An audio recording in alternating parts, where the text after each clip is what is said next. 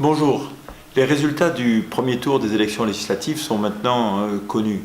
Au niveau national, il est maintenant acquis que le président Macron disposera d'une très large majorité au sein de l'Assemblée nationale.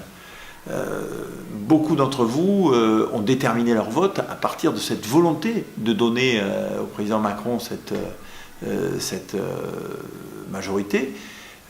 Encore une fois, maintenant c'est fait. Et donc commence une nouvelle élection.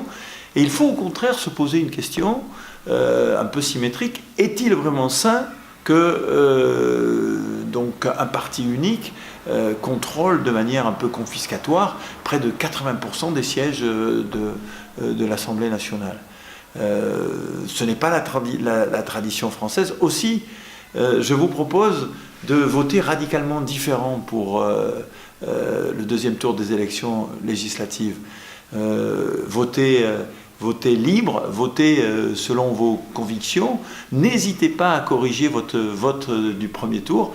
Je m'adresse d'ailleurs à toutes les sensibilités politiques, à commencer par celles et ceux qui ont voté Michel Lozana.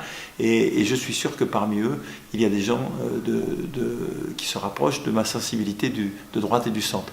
Voilà.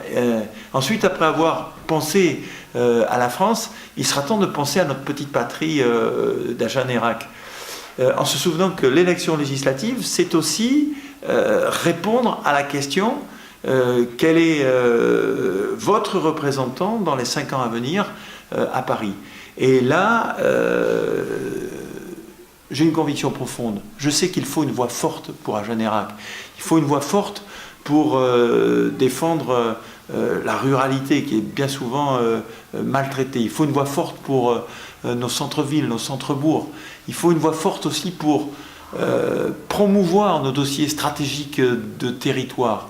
Bref, la dernière chose dont a besoin Agen-Eyrac, c'est d'un député inexpérimenté qui sera forcément godillot et béni oui-oui dans une majorité pléthorique.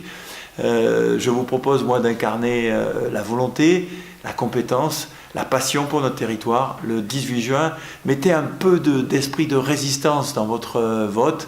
Le 18 juin, vous voterez libre, vous voterez l'homme, vous voterez Jean Dionys.